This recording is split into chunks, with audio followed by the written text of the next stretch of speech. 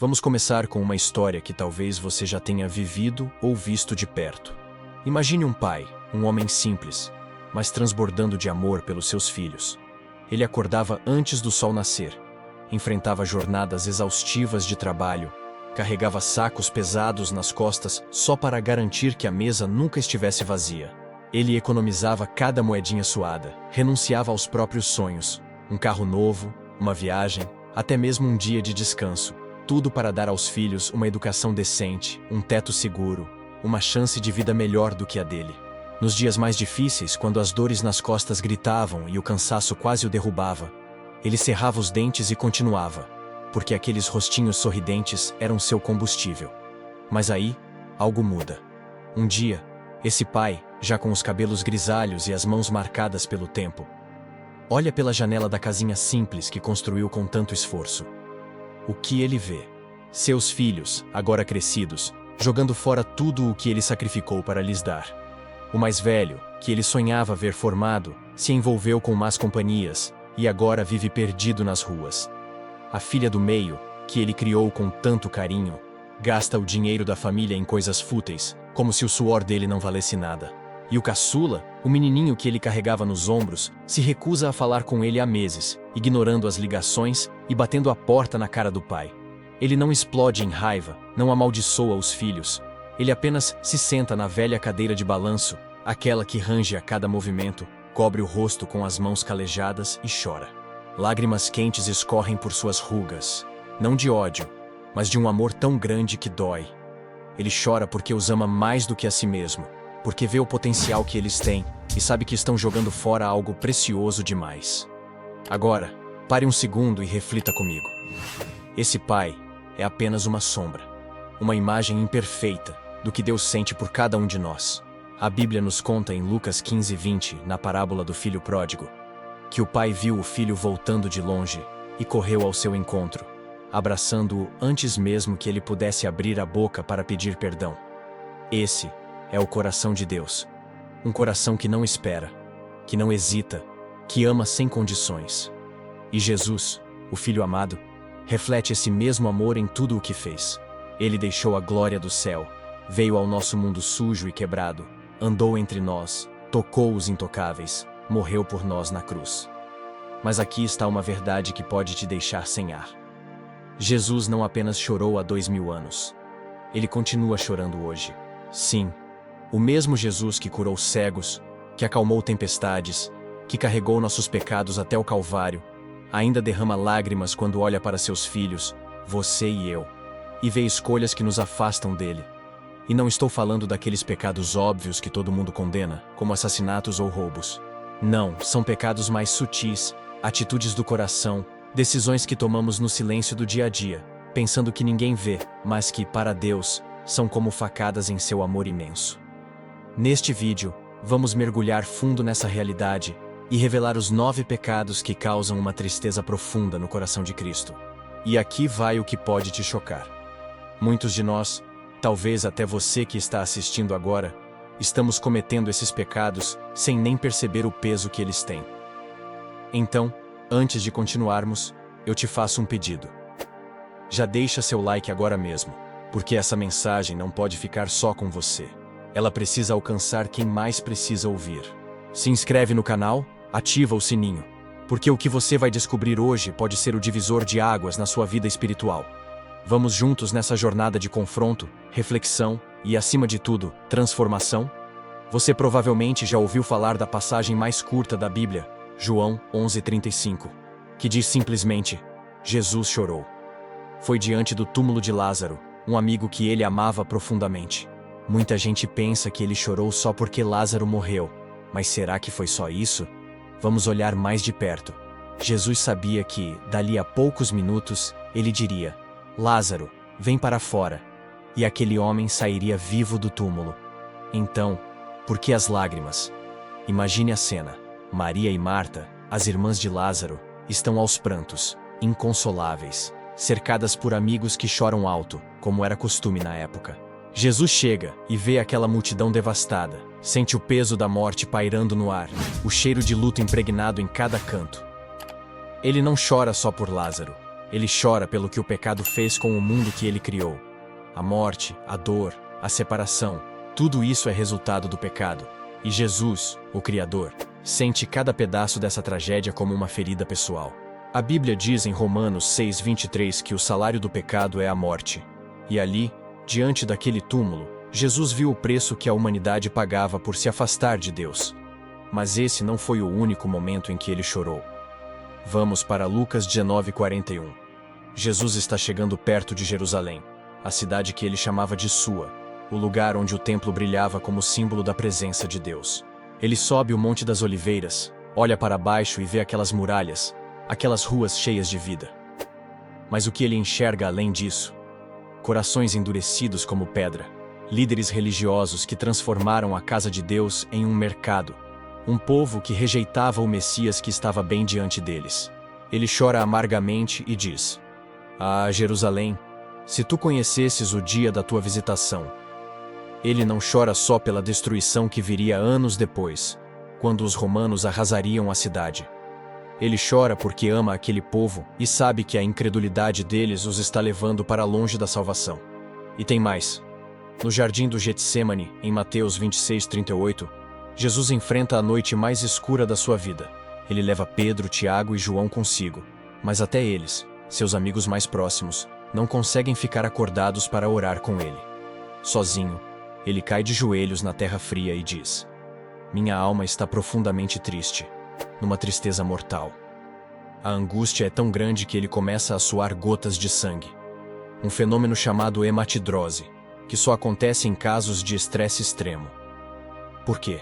Porque dali a poucas horas, ele carregaria todos os pecados do mundo na cruz. Cada mentira, cada ódio, cada traição passada, presente e futura. Ele sentiu tudo aquilo como se fosse seu próprio peso. Esses momentos não são só histórias bonitas para ler na Bíblia.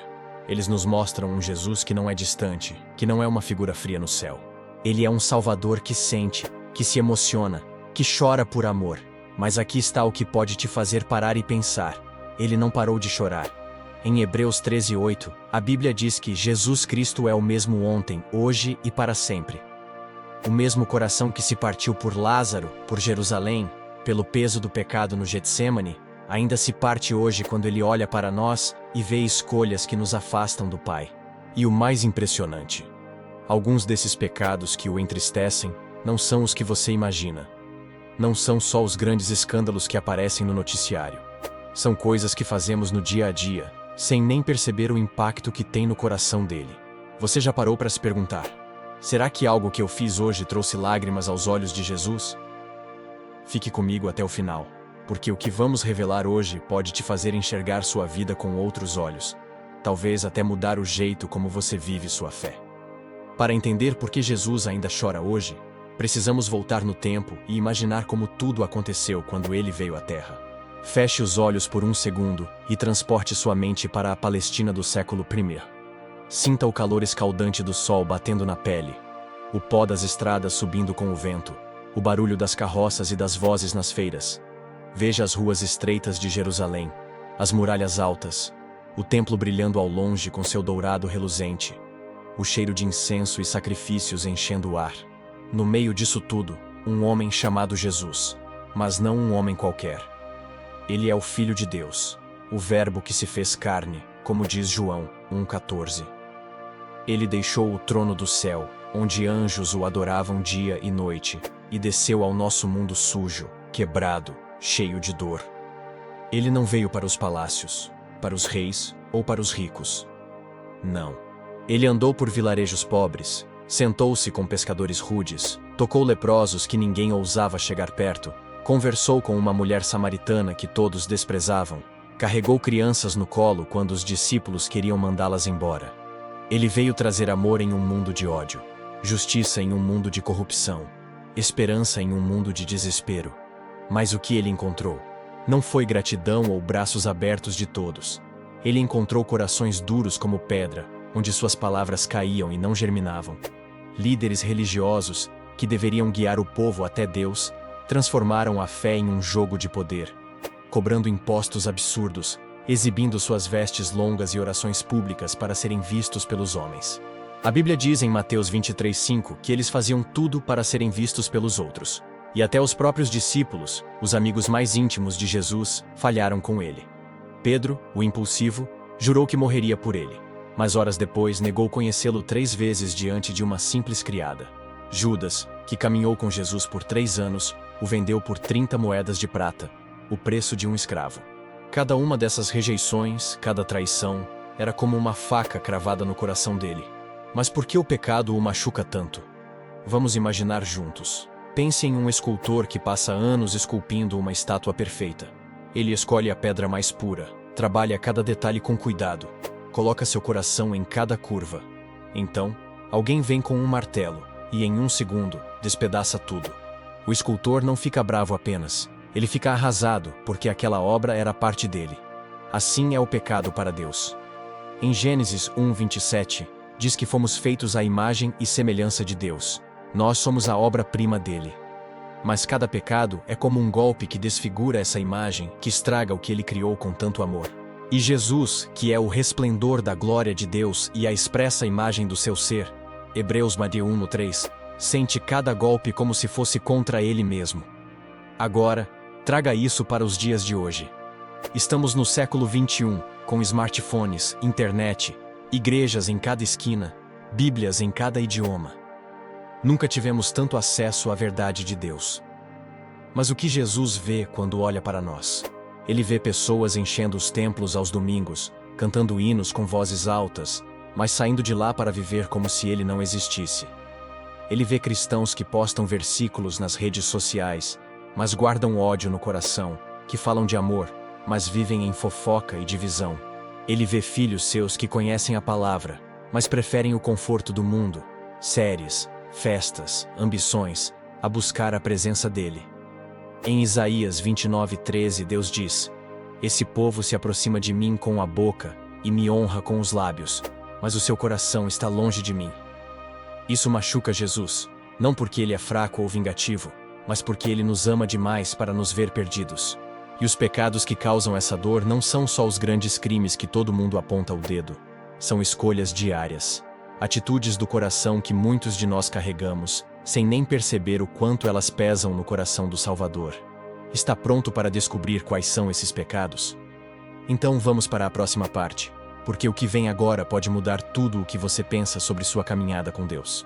Agora, eu quero que você pare tudo o que está fazendo e entre comigo nessa reflexão. Feche os olhos por um momento. Sim, agora mesmo, só por alguns segundos. Respire fundo, sinta o ar entrando e saindo dos seus pulmões. E imagine Jesus em pé bem à sua frente. Não é uma imagem distante, não é uma pintura antiga. É Ele, vivo, real, olhando para você com aqueles olhos que já viram cada canto da sua alma. Ele está vendo tudo. O que você fez hoje de manhã. As palavras que você disse no calor do momento. Os pensamentos que passaram pela sua cabeça enquanto ninguém olhava. Ele vê aquele momento em que você ajudou alguém sem esperar nada em troca. Mas também vê aquela hora em que você escolheu o silêncio quando deveria ter falado, ou a raiva quando deveria ter perdoado. O que você acha que ele sente ao te olhar agora? Será que ele abriria um sorriso largo, satisfeito com o que vê no seu coração? Ou será que uma lágrima silenciosa escorreria pelo seu rosto, porque ele sabe que você pode ser muito mais do que está sendo hoje? Fique com essa imagem na mente por um instante. Jesus te olhando, não com julgamento, mas com um amor que dói, um amor que quer te trazer de volta. Eu não sei como é sua vida, quais são suas lutas ou seus segredos, mas sei de uma coisa: todos nós temos áreas escuras, cantinhos da alma que precisam ser iluminados pela luz dele. E aqui está a boa notícia que pode te dar esperança. Jesus não chora para te condenar ou te apontar o dedo. Ele chora porque te ama, porque quer te ver livre, porque quer te abraçar como aquele pai da parábola abraçou o filho pródigo. Em Apocalipse 3:19, ele diz: "Eu repreendo e disciplino todos os que amo. Sê, pois, zeloso e arrepende-te."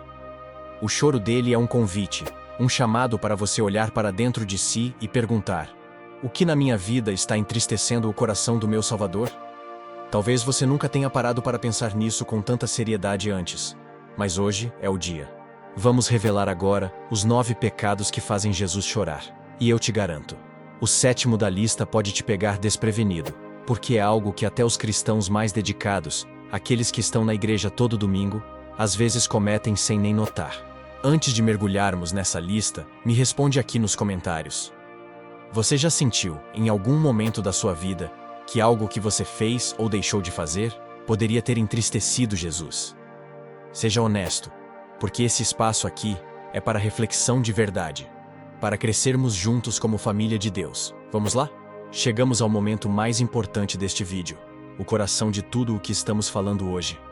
Aqui estão os 9 pecados que fazem o coração de Jesus chorar mais profundamente. Pegue um caderno se puder, anote cada um deles, porque essa lista não é só para ouvir, é para levar a sério, para examinar sua vida à luz da palavra de Deus. Vamos mergulhar fundo em cada um, com histórias, exemplos e verdades bíblicas que vão te fazer pensar. Incredulidade. A incredulidade é o pecado de duvidar do amor, do poder e da fidelidade de Deus, mesmo depois de tudo o que Ele já fez por nós. É como um filho que olha para o pai e diz: "Eu não acredito que você vai me ajudar." Pense em Tomé, o discípulo que disse em João 20:25: "Se eu não vir o sinal dos cravos nas suas mãos, não acreditarei." Jesus apareceu a ele, mas imagine como deve ter sido triste ouvir aquilo de alguém que ele amava. Hoje, a incredulidade aparece quando enfrentamos uma crise, um diagnóstico médico ruim, um problema financeiro, um sonho que não se realiza e, em vez de confiar, deixamos o medo e a dúvida tomarem conta. A Bíblia diz em Hebreus 11:6: "Sem fé é impossível agradar a Deus, pois quem dele se aproxima precisa crer que ele existe e que recompensa aqueles que o buscam."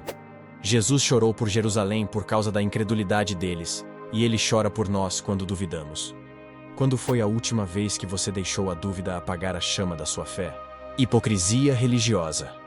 A hipocrisia é fingir ser algo que não somos diante de Deus e das pessoas. Jesus foi duríssimo com os fariseus por causa disso.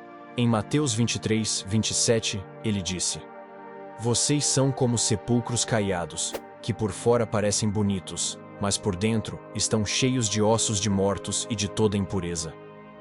Imagine um ator que sobe ao palco com uma máscara perfeita, mas por trás dela está um vazio. Hoje isso acontece quando vamos à igreja, cantamos louvores com lágrimas nos olhos, mas saímos de lá para julgar os outros, fofocar ou viver em pecado escondido. É como se disséssemos: "Jesus, eu te louvo aqui, mas lá fora eu faço o que quero." Você já sorriu para alguém na igreja enquanto no coração guardava inveja ou crítica? A hipocrisia entristece Jesus porque ele quer corações sinceros, não máscaras. Orgulho. O orgulho é o pecado que coloca nosso ego acima de Deus. Foi o que derrubou Lúcifer e ainda derruba muitos de nós. Provérbios 16:18 avisa: "O orgulho precede a ruína e a altivez de espírito, a queda." Jesus, sendo Deus, lavou os pés dos discípulos. João 13:5. Mas nós, tão pequenos, muitas vezes achamos que sabemos mais do que ele. Pense em uma vez que você insistiu no seu plano, ignorando aquele sussurro do Espírito Santo te dizendo para parar ou mudar de direção. O orgulho nos faz rejeitar a humildade e isso corta o coração de Jesus. Quando foi a última vez que você se curvou diante de Deus em vez de se exaltar? Falta de amor ao próximo. Jesus disse em Mateus 22:39: "Ame o seu próximo como a si mesmo." Mas quantas vezes viramos o rosto para o outro lado? Imagine um homem caído na rua, com fome, pedindo ajuda. O sacerdote passa, o levita passa, mas o samaritano para. Lucas 10:33. Hoje, pode ser aquele colega de trabalho que você ignora, o familiar que você não perdoa, o estranho que você julga sem conhecer. A falta de amor é como um buraco no corpo de Cristo, e Jesus sente cada vazio.